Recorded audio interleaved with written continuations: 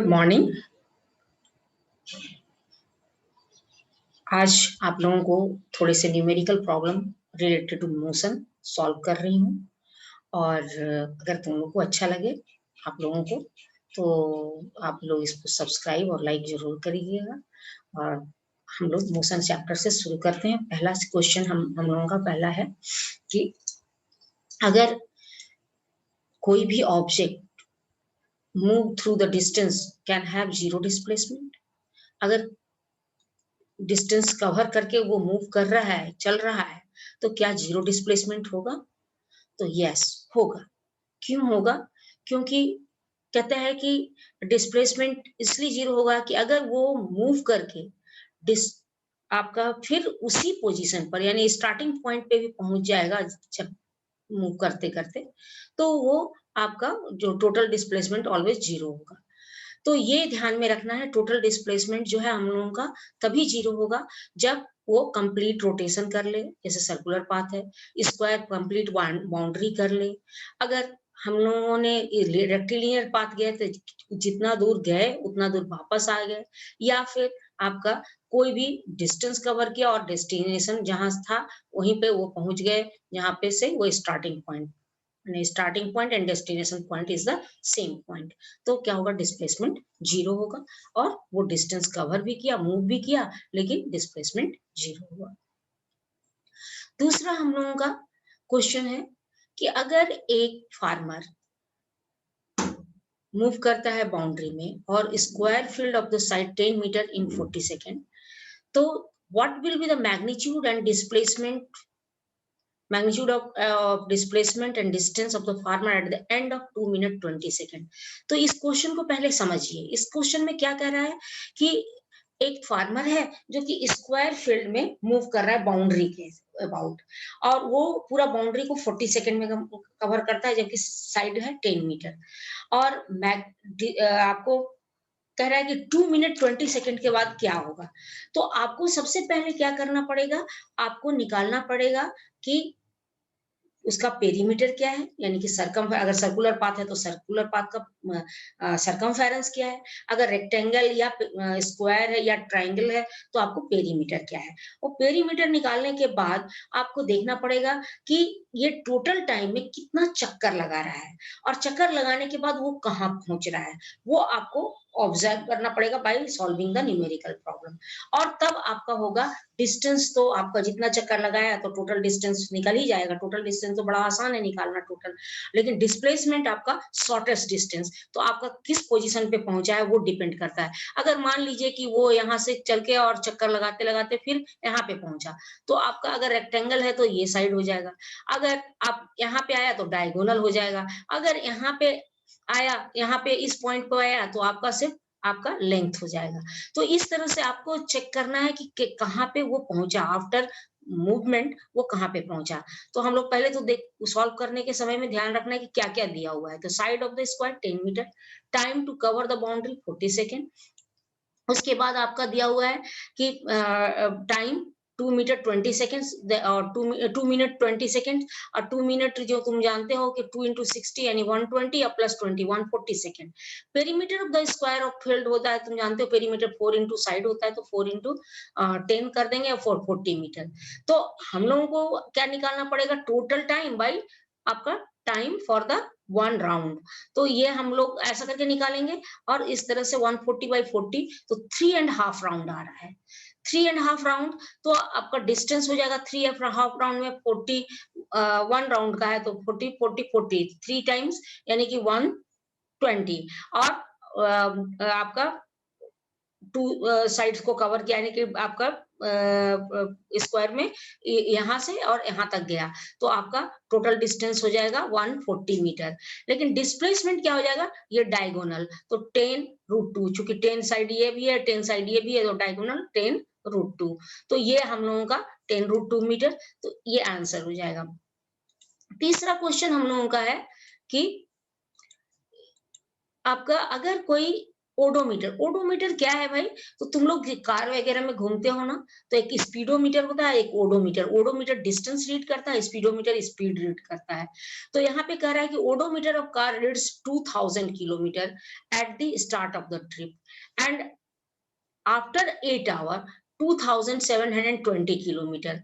तो आपको पता लगाना है कि एवरेज स्पीड क्या है। एवरेज स्पीड का फॉर्मूला तुम लोग अच्छे से जानते हो कि total distance covered by total time taken. तो हम लोगों को क्या करना है कि सबसे पहले कि कितना वो डिस्टेंस कवर किया, यानी कि ओडोमीटर का जो लास्ट रीडिंग है और फर्स्ट रीडिंग है उसको डिफरेंस किए, और उसके बाद टाइम जो है वो आपका कितना लगा वो आवर में आपका हो गया।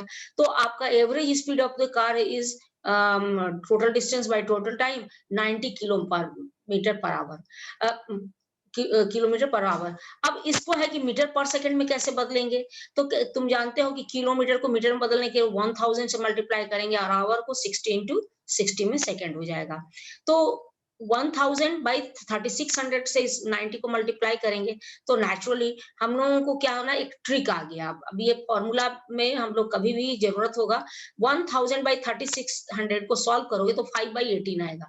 तो हम लोगों को जब भी किलोमीटर पर आवर से मीटर पर सेकंड में बदलना होगा तो 5 बाई 18 से करेंगे, और उल्टा मीटर पर सेकंड से किलोमीटर पर आवर में 18 बाई 5 से मल्टीप्लाई करेंगे। तो ये हम लोग को एक ट्रिक मिल गया कि इतना टोटल टाइम को कवर कन्वर्ट करके और डिस्टेंस को कन्वर्ट करके करने का जरूरत नहीं पड़ेगा। हम लोग को ये ट्रिक बड़ा आसान शॉर्टकट मिल गया हम लोग को। अब 20 इंटू 5 बाई 18 किए तो 25 मीटर पर सेकेंड आ गया। तो यानी कि इस कार का स्पीड हो गया 25 मीटर पर सेकेंड, 25 मीटर पर सेकेंड।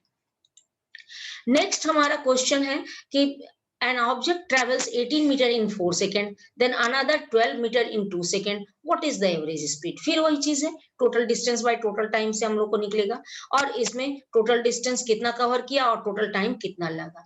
तो distance covered by car is 18 plus 12 30 metre, time elapsed t equal to 4 plus 2 and total time taken 4 plus 2 6 second, average speed of car total distance by total time 30 by 6, और भी average आ गया 5 metre पर second.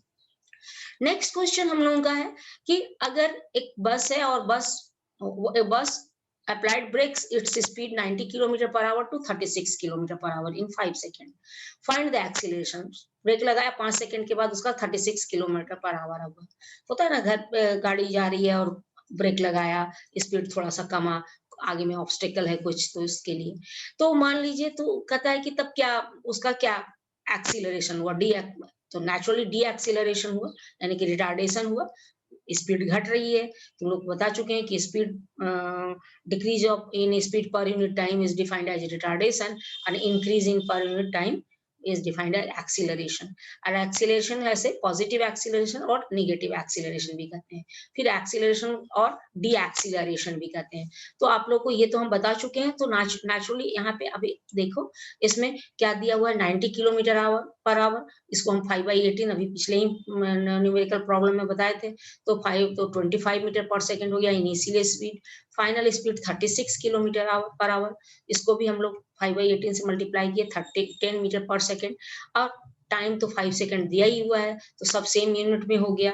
अब हम लोग क्या करेंगे कि एक्सीलरेशन का फॉर्मूला होता है चेंज इन वेलोसिटी पर यूनिट टाइम, तो 10 माइनस 25 बाई 5 और आपका हो जाएगा माइनस 15 बाई 5 माइनस 3 मीटर पर सेकेंड स्क्वायर।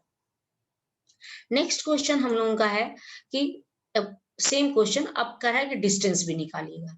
तो इसमें हम लोगों को 90 किलोमीटर 90 इंटू 5 वैसे ही निकालनी है हम लोग, इनिशियल वेलोसिटी, फाइनल वेलोसिटी और टाइम, ये तो दिया ही हुआ है।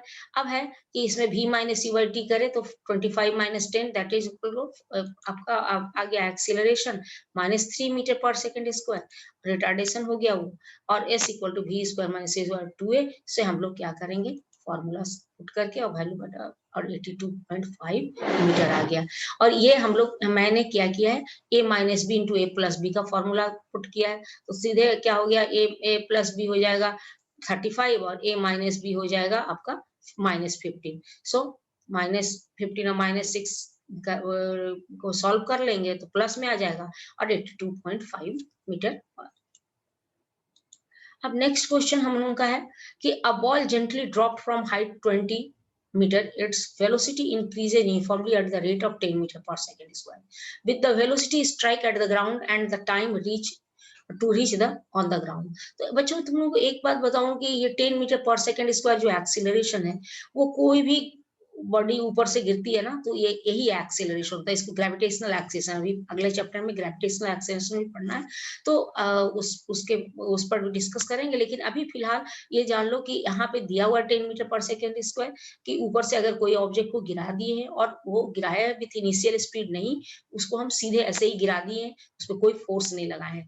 तो अब उस कहता है कि वो 20 मीटर हाइट से गिराए हैं, तो क्या होगा उसका टाइम पहुंचने पर, अर्थ पर पहुंचने पर, और क्या होगा final speed at the ground.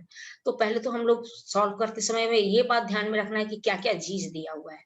तो हाइट दिया हुआ है और एक्सीलरेशन दिया हुआ है। ग्रेविटेशनल एक्सीलरेशन को जी से रिप्रेजेंट करते हैं, तो ये जी ही दिया हुआ है। लेकिन हम लोग आप लोगों को अभी पढ़ाया नहीं है, इसलिए अभी ए से ही लेके चलते हैं। Initial velocity u equal to 0 क्योंकि रेस्ट से गिराया है, और h equal to ut plus half at square, यहाँ s है लेकिन s यहाँ पे हाइट है चूंकि, इसलिए h ut half at square. तो उसको पुट करेंगे हम लोग 20 इंटू 0 प्लस u 0 है तो u, t भी 0 हो जाएगा, ut 0 half 10 into T square, और सॉल्व करेंगे इसको तो 2 इंटू 20 इंटू 10 टी स्क्वायर बराबर हो जाएगा, सब इधर चला जाएगा और 4 हो जाएगा, और t बराबर हो जाएगा √4, that is equal to 2। So time taken 2 second. ये हो गया आपका नेक्स्ट क्वेश्चन। आपका v equal to u plus 80 और 0 2 इंटू 10, 82 हो गया और 10 तो 20 मीटर पर सेकेंड। ठीक है, अब नेक्स्ट क्वेश्चन हम लोगों का है, नेक्स्ट क्वेश्चन हम लोगों का है कि एक अगर वेलोसिटी टाइम ग्राफ दिया है और डिस्प्लेसमेंट फाइंड आउट करना है, तो इस तरफ का वेलोसिटी टाइम ग्राफ दिया हुआ है, तो ये देख रहे हो, इसमें हम लोगों का क्या है कि a टू b जो जा रहा है यहाँ पे ग्राफ में, याद रखना ये ग्राफ शो कर रहा है, वेलोसिटी टाइम ग्राफ आपका पाथ नहीं शो कर रहा है। बहुत सारे बच्चे इसको पाथ समझ लेते हैं, पाथ नहीं है, ये ग्राफ है। और ग्राफ में ये शो कर रहा है कि A टू B है जो ये यूनिफॉर्म मोशन विथ एक्सीलरेशन जा रहा है, यूनिफॉर्म एक्सीलरेटेड मोशन है। B टू C है जो यूनिफॉर्म मोशन है, यानी कि आपका कांस्टेंट वेलोसिटी से जा रहा है। और C टू D जो है रिटार्डेशन है, वो भी यूनिफॉर्म रिटार्डेशन है। तो इस तरह से, तो हमको तुम लोग को फॉर्मूला एक बताए थे कि अगर आपको वीटी ग्राफ से अगर कोई निकालना है, डिस्प्लेसमेंट निकालना है, तो बताए थे कि एरिया, और अगर आपको एक्सीलरेशन निकालना है तो आपको स्लोप निकालना है। तो यहाँ पे हमको चूंकि टोटल फाइंड द डिस्प्लेसमेंट है, तो यहाँ पे हम लोगों को एरिया निकालना है। एरिया किसका होगा, ये ट्राइंगल का एरिया होगा, फिर ये रेक्टेंगल का एरिया होगा, और फिर ये ट्राइंगल का, तीनों को ऐड करेंगे। तो हम लोग उस तरह से, we know area of the velocity time graph gives distance or displacement if path is straight and it in fixed direction। तो हम लोग देखेंगे S equal to area of the triangle A B, area of the triangle rectangle B C F E, area of the triangle C F D, आपको graph से दिख रहा है। और एरिया ऑफ ट्राइंगल बराबर जानते हो half into base into height, half into A into B, और रेक्टेंगल का जानते हो कि लेंथ इंटू ब्रेड्थ, तो बी इंटू ई एफ, और फिर इसका half F D into C F. अब तुम ग्राफ से ही इसको फाइंड आउट करो। ए दिख रहा है तुम्हारा, ए जो है वो 2 है, 2 सेकेंड है, और बी तुम्हारा है जो 15 है, बीई 15 है, और ई एफ 5 माइनस 2 यानी कि 3 है।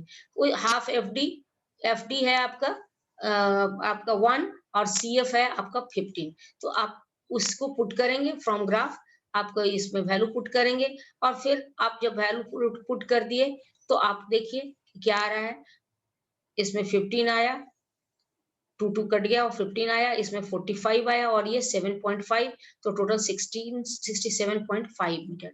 तो इस तरह से ग्राफ जब आएगा और डिस्प्लेसमेंट निकालने दिया जाए, तो इस तरह से सॉल्व करते हैं।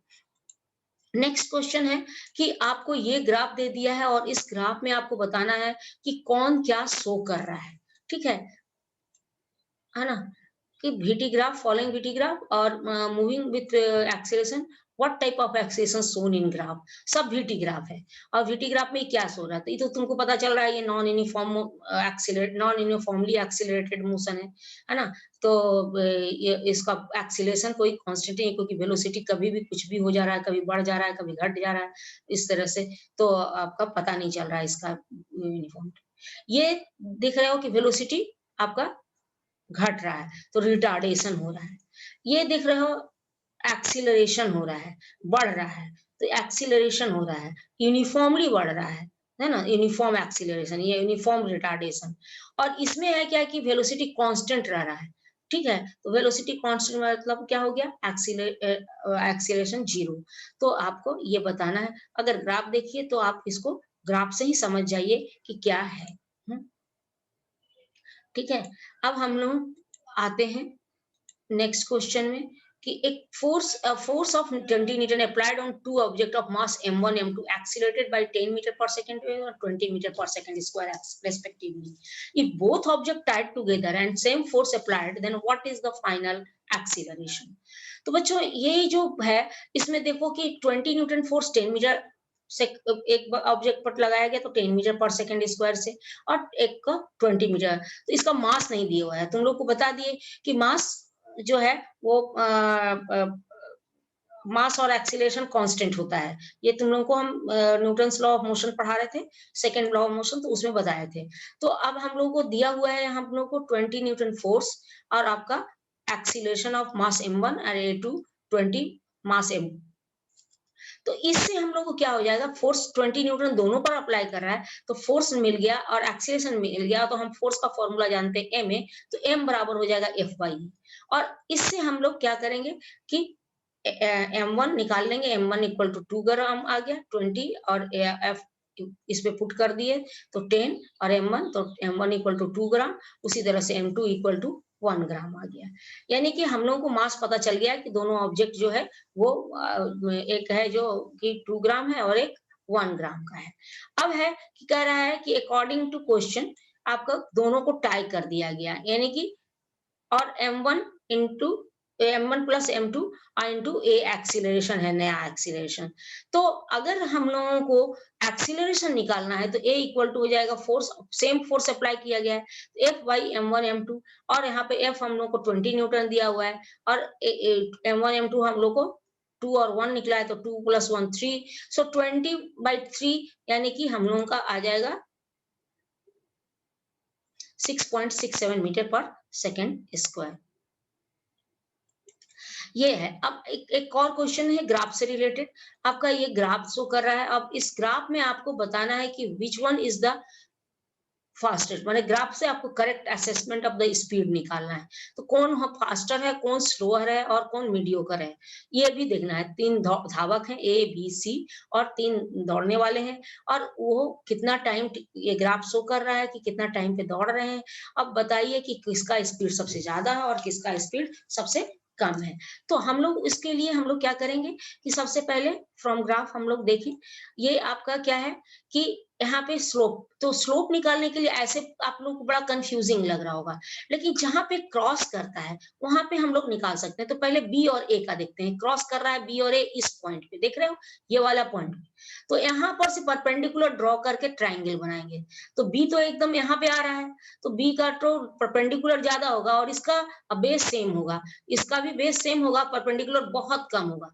तो यानी कि बी जो है वो आपका slope of the B is greater than slope of A, तो स्लोप ऑफ बी ज्यादा है, बी का tan थीटा का वैल्यू बी का ज्यादा है और ए का कम है, तो स्लोप एक कंक्लूजन हिसाब। अब देखेंगे सी और ए में कंपेयर करेंगे, तो सी और ए में तो सी को यहाँ पे लगाते हैं, यहाँ पे दोनों सी और ए कम किया है, और यहाँ पे भी तो आपका परपेंडिकुलर जो है ये आपका दोनों के लिए बराबर है, लेकिन बेस क्या, सॉरी दोनों के लिए बराबर नहीं है, ये वाला जो है यहाँ पे आएगा, तो इसका सी का जो है स्लोप जो है वो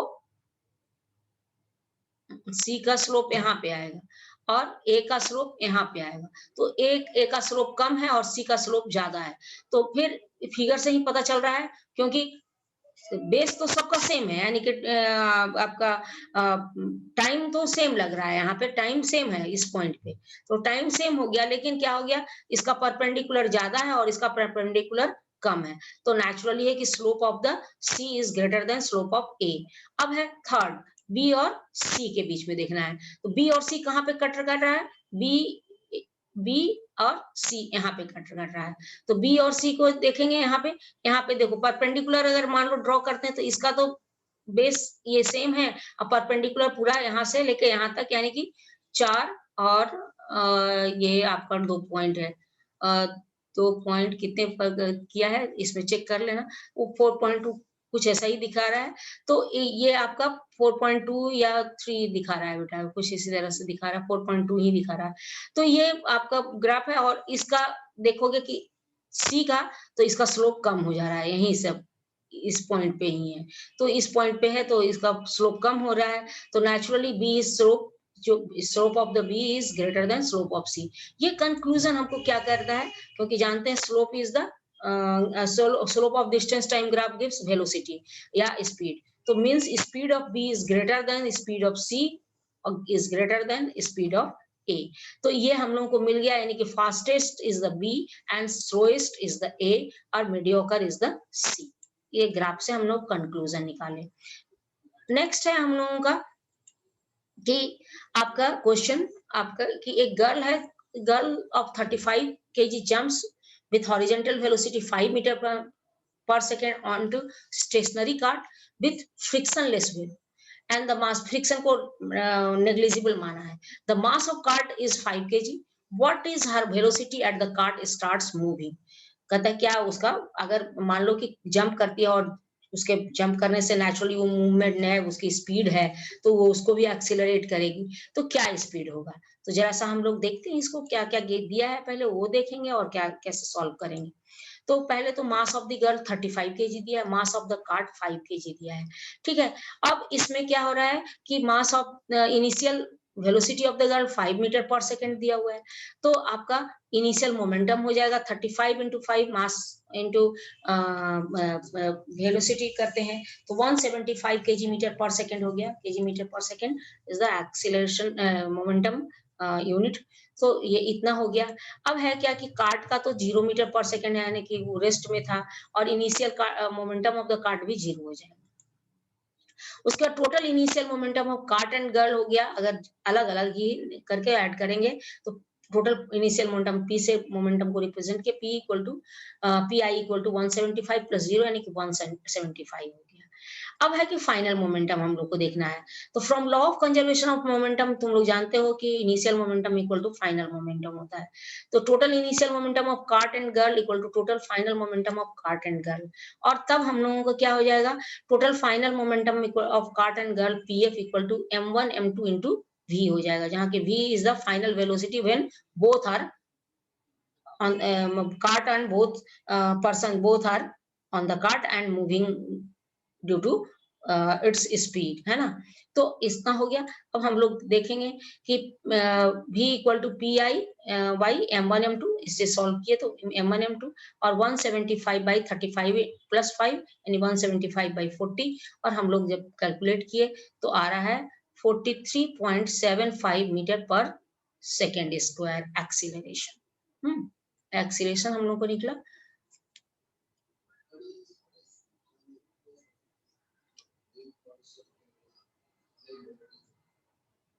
ओहो, एक्सीलरेशन नहीं, वेलोसिटी निकला बेटा, तो ये वेलोसिटी होगा, ये गलत है, यहाँ पे वेलोसिटी हो जाएगा 43.75 मीटर पर सेकेंड, ठीक है, तो ये गड़बड़ा गया है।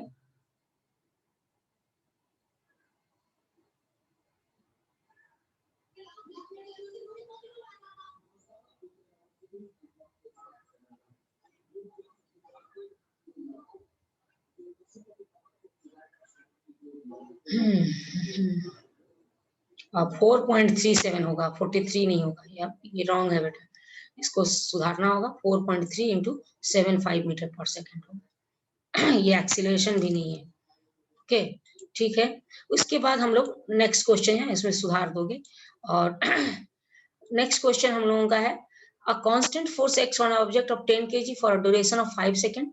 It increases the object's velocity from 7 meter to 12 meter per second. Find the magnitude of applied force. If this force was applied for 15 seconds, what would be the final velocity? तो इसके लिए हम लोग क्या करेंगे? Mass equal to 10 kg दिया हुआ है, u 7 मीटर, अभी 12 मीटर पर second after t second 5 second, तो F equal to M A जो जानते हो पिछले में, और F equal to M V minus U by T. तो हम लोगों को निकल जाएगा F 10 12 माइनस 7 5 और 10 न्यूटन। 12 माइनस 7 5 हो जाएगा, 5 कट जाएगा तो 10 न्यूटन हो गया। और A equal to F by M यानी कि 1 मीटर पर सेकेंड स्क्वायर। अब है क्या कर रहा है कि 15 सेकेंड सेम फोर्स अप्लाई कर दिया जाए, 15 सेकेंड, तो हम लोगों को हो जाएगा V equal to U F by M into T, यानी कि आपका acceleration A F by M by T. ये एक्सीलरेशन नहीं भी निकालते तो चलता, यहाँ पे सीधे फॉर्मूला पुट करके बना सकते थे। तो V equal to 7 plus 1 into 15 और आपका आ जाएगा देखो 22 मीटर पर सेकेंड। ये क्वेश्चन। इसके बाद नेक्स्ट क्वेश्चन है, an artificial satellite moving in a circular orbit of radius 37,800 kilometer. Calculate its speed if it takes 24 hours to revolve around the earth. तो इसमें हम लोग को क्या है, सरकमफेरेंस निकालना पड़ेगा, और जो ऑर्बिट में मूव कर रहा है ये आपका सैटेलाइट, और 24 आवर को सेकंड में बदलना पड़ेगा।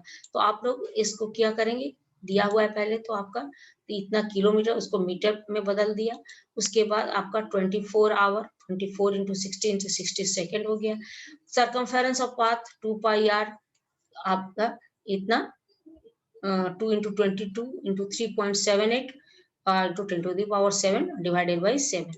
अब average speed total distance by total time, और आपका उसी से हम लोग निकाल लिए स्पीड ऑफ द सैटेलाइट, है ना। तो हम लोग कैलकुलेट किए तो इतना आ रहा है, और अब फाइनली 2750 मीटर पर सेकेंड, यानी 2750 मीटर पर सेकेंड, और किलोमीटर में बदलोगे तो 2.75 मीटर किलोमीटर पर सेकेंड। चूंकि यहाँ पर सेकेंड आवर में नहीं बदले हैं, किलोमीटर पर सेकेंड में ही है, और वो बहुत फास्ट है तो 2.75 किलोमीटर पर सेकेंड। ठीक है। नेक्स्ट क्वेश्चन है कि a bullet of mass 25 gram in horizontally fired with the velocity 200 metre पर second from a pistol of 2 kg, what is the required velocity? Required velocity कहते हैं जो जब हम बंदूक या रिवॉल्वर चलाते हैं तो या राइफल चलाते हैं, तो बुलेट जब चलता है तो each action have equivalent of Newton's third law of motion से हमको पीछे की ओर धक्का लगता है, और वो किस स्पीड से लगता है वही कैलकुलेट करना है, that is called required velocity. तो गिवन आपका mass of the bullet M1 25 ग्राम, और उसको केजी में बदल दिया, mass of the pistol M2 2 kg। अब इसके बाद आपका इनिशियल वेलोसिटी 0 है बुलेट का भी, और फाइनल वेलोसिटी v1 दिया हुआ है बुलेट का, और इनिशियल मोमेंटम हो गया बुलेट का 0, इनिशियल फाइनल मोमेंटम हो गया आपका, कैलकुलेट किए तो आपका मास गुने वेलोसिटी यानी कि 5 kg मीटर पर सेकेंड हो गया।